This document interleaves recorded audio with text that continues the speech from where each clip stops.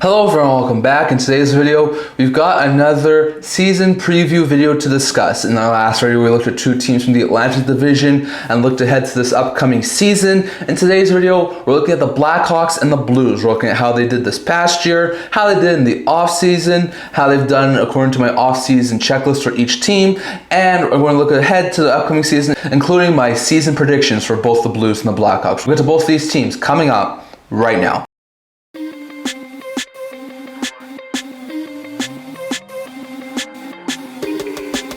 Hello everyone, welcome back to another video here at the End-to-End Hockey channel. Now before we begin this video, don't forget to like this video and subscribe below. Thank you for all of your support. I would never be able to do this without all of you guys. So if you haven't already, don't forget to subscribe button down below. Don't forget to comment. We're on the road to 1,000 subscribers. And don't forget to stay tuned for more videos coming out in the very near future. So in today's video, as usual, another season preview series video here to discuss. We did our first one a couple of days ago involving the Montreal Canadiens and the Boston Bruins. I would love for you guys to check it out. It's on my channel, so I'll maybe leave a link to it up in the YouTube cards. But in today's video, we're going to the Blackhawks and the Blues. So as usual, just like we did in our last video, we'll start with the Chicago Blackhawks and we will look at how the Blackhawks did this past year. So the Blackhawks last year finished with a record of 25, 46, and 11 for 61 points. That wasn't a very good season there for the Blackhawks. That got them 8th in the Central Division, 15th in the Western Conference, and 31st in the entire NHL, only ahead of the San Jose Sharks. So they were not an overly great team last year, and it showed. They had 224 goals for, 292 goals against. So they're almost minus 70 on this season. Like, that is an awful season from the Chicago Blackhawks, goals for, goals against wise. When it comes to their goal scoring, point scoring leaders, Bedard led the team with 67 points, followed by Donato, who had 62, and Teravainen, who had 58. Goal scoring wise, Donato led the team with 31 goals, followed by Bedard with 23, and Bertuzzi with 23. So all in all, not overly great. They did have a couple of guys hit the 60-plus point total, not a whole bunch. They had Donato hit the 30-plus goal total, but once again, not a whole bunch. You want to see usually one or two of your players hit 80-plus points and 40-plus goals, and none of them really did that this year, and it's a big reason as to why they were so low in the goal scoring side. So very interesting note there. Once again, no surprise, missed the playoffs this year, so no playoff stats to go off for the Chicago Blackhawks. When it comes to their offseason adds and subtractions, not a whole long list here when it comes to their additions and subtractions.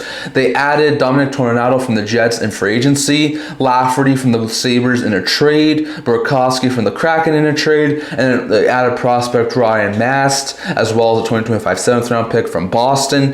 While the subtractions, they lost Athanasiou, who's UFA, Zach Sanford, who's UFA, Philip Kurashev, they lost to San Jose, they lost Joe Veleno to Seattle, they lost Cole Gutman to Los Angeles, they lost Victor Soderstrom in a trade to Boston, they lost TJ Brody via buyout, Alec Martinez, who retired, Patrick Maroon, who retired, and a 2026 6th round pick from themselves to Buffalo in the Lafferty deal. So all in all, like, they really didn't subtract a whole bunch, but they didn't really gain a whole bunch either. Like, Tornado, Lafferty, Burakovsky can all help them in the bottom 6. Burakovsky, I think, could be a solid top 9 addition, especially with how he's been in the past couple seasons in Seattle. Tornado, Lafferty, more 4th line spare guys who could definitely add some depth to the Chicago Blackhawks. They lost Athanasiou, they lost Sanford, who provided some depth last year.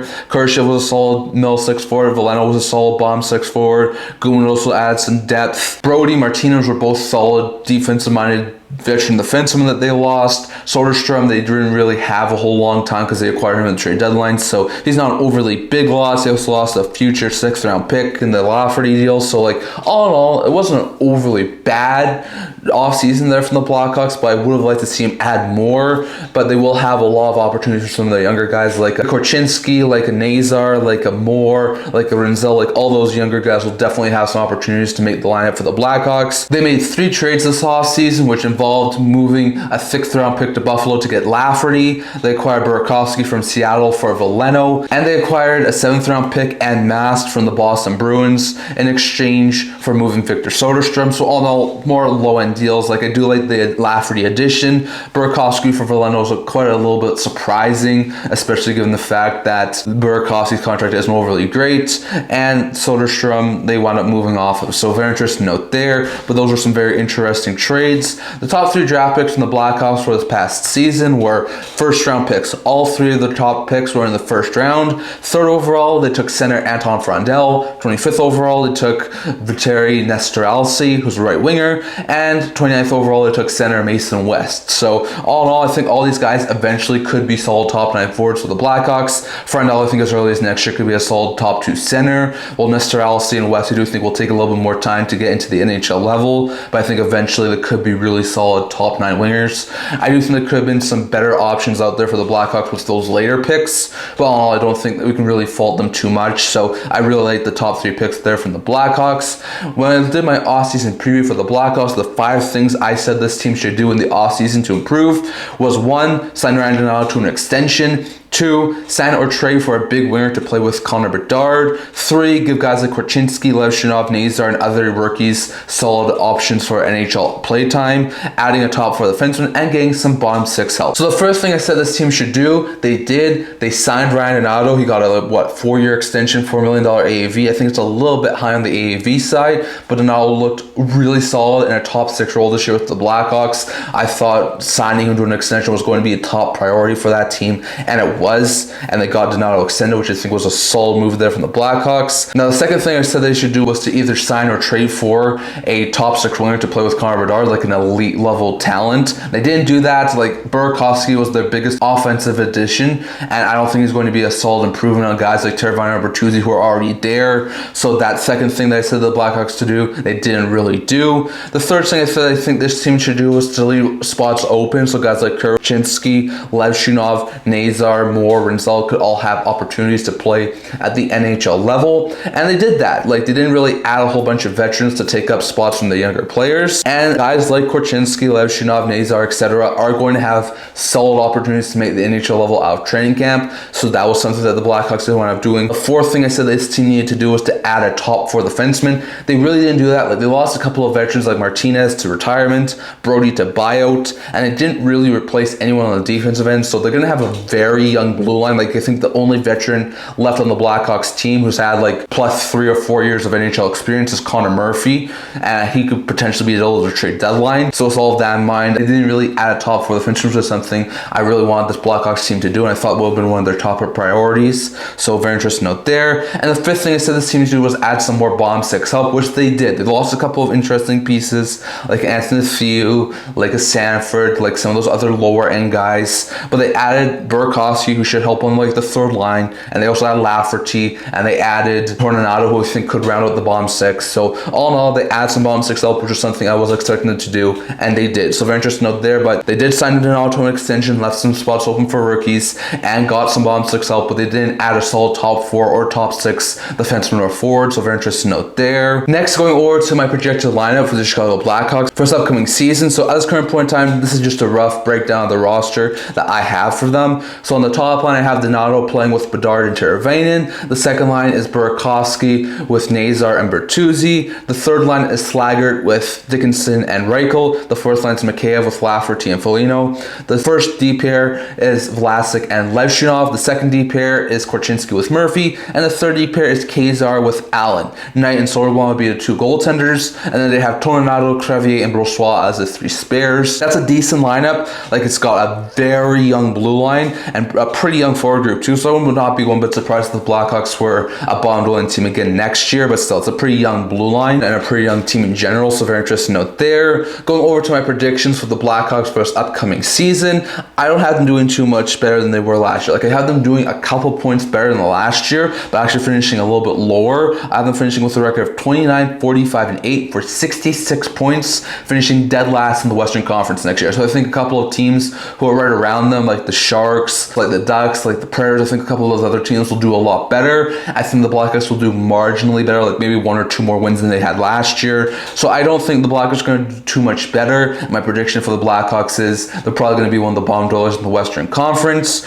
So after looking at all the moves that they made this offseason, the draft selections, all that stuff, I'm going to give the Blackhawks a D+ rating for their offseason. Like, I don't think it's an overly great offseason. They didn't really add a whole bunch. They didn't get a whole bunch better. Sure, they're going to leave some spots open for the rookies, rookies, but does that really make them a whole bunch better in the short term? No, maybe in the long term, but for this upcoming season, I don't think they really got a whole bunch better, so I'm going to give them a D+ rating. So that's where I stand with the Chicago Blackhawks. Next, going over to the St. Louis Blues. So when it comes to the St. Louis Blues, last year they had a pretty good season. It was a rocky start to it, but had a fantastic second half, finishing with a record of 44-30-8 for 96 points. They were 5th in the Central Division, 8th in the Western Conference, just ever so slightly squeaking into a playoff spot, and 14th in the NHL, so they're actually quite a bit well above the 16th mark in the NHL. And should they finish in the Eastern Conference, they would have been a top 6 team, so very interesting note there. They wound up finishing with 250 goals for and 231 goals against, so they had a +19 rating in the regular season, which is not overly bad. Goal scoring, point scoring wise, Kyrou led the team with 36 goals, followed by Holloway, who had 26, Neighbors, who had 21. While points wise, Thomas led the team with 81 points, Kyrou was second with 70, and Holloway was third with 63. So all in all, really good point totals and goal totals. Like Kyrou almost hit the 40 goal mark. Thomas and Kyrou both hit the 70+ point plateau. So all in all, really good things there from the St. Louis Blues. They wound up making the playoffs as the second wildcard team in the Western Conference, and they wound up losing in heartbreaking fashion in Game 7 to the President's Trophy winning Winnipeg Jets. So all in all, really solid stuff there from the St. Louis Blues, but they were not able to get past the Winnipeg Jets, even though they almost won that game. When it comes to their playoff point totals, Buchnevich, Walker, Kyrou split the team lead in the postseason for most goals with 3. Then Cam Fowler stunningly led the team in points with 10, followed by Buchnevich and Thomas, who both had 8 points. So very interesting note there, they were a really good goal scoring team, point scoring team in the playoffs, but they did wind up still losing to the Winnipeg Jets, so very interesting note there. Next, going over to the team's offseason additions and subtractions. When you go over to that side of things, they really didn't do a whole bunch this offseason. They added Suter in free agency from the Vancouver Canucks, Nick Bjugstad in free agency from the Utah Mammoth, and they traded for Logan Mailloux from the Montreal Canadiens, and they lost Zach Bolduc in that trade with the Montreal Canadiens. They lost Radek Faksa in free agency to Dallas, Mackenzie McEachran in free agency to Vancouver, and Ryan Suter, who's currently a UFA. So all in all, if you look at their additions and subtractions, there's not really a whole bunch to go off of. I think the forward group got a tiny bit better. They lost Bolduc, Faksa, and McEachran, but they got Suter and Bjugstad. I think Suter can really fill in well on like the middle 6. Bjugstad can be a solid veteran 4th line guy, and I know they did lose a guy like Zachary Bolduc, who I think has a brighter future, but I think for the short term, the Blues definitely got a little bit better offensively, and I definitely think short term wise as well as long term wise got a little bit better defensively, because they didn't really make any huge subtractions to their team, but they add Logan Mailloux, who has the ceiling as like a solid top 4 defenseman in a couple of years time. So all in all, I think they did all right with the additions that they made, and definitely they only made one trade this offseason. That was moving Zachary Bolduc to Montreal for Logan Mailloux. So not a huge trade there, but one I think definitely improves their blue line. If you look at their top 3 draft picks they made this current offseason, the first round pick was 19th overall. They had that pick, and they're now taking right winger Justin Carbonneau with it. That's a really solid pickup there for the St. Louis Blues, taking Carbonneau with the 19th overall pick. Their next pick wasn't until the 5th round, number 147th overall, where they took right winger Fedorov. Fedorov, I think, eventually could be like a solid bottom 6-4 for the Blues. And then in the 6th round, they took 179th overall goaltender Harnestrom. Harnestrom, I think, eventually, way down the road, maybe 3, 4, 5 years down the road, could challenge the Blues to be like maybe a backup long term. So very interesting note there. Like I think they did take some really solid pieces, but they didn't have a whole bunch of solid level draft capital. So very interesting note there. Next, going over to the 5 things that I said this Blues team should do in the offseason preview video to improve this offseason and get better for next year. I said they should consider moving Schenn, Joseph, Parayko, or Leddy. I said they should consider giving extensions to Holloway or Fowler.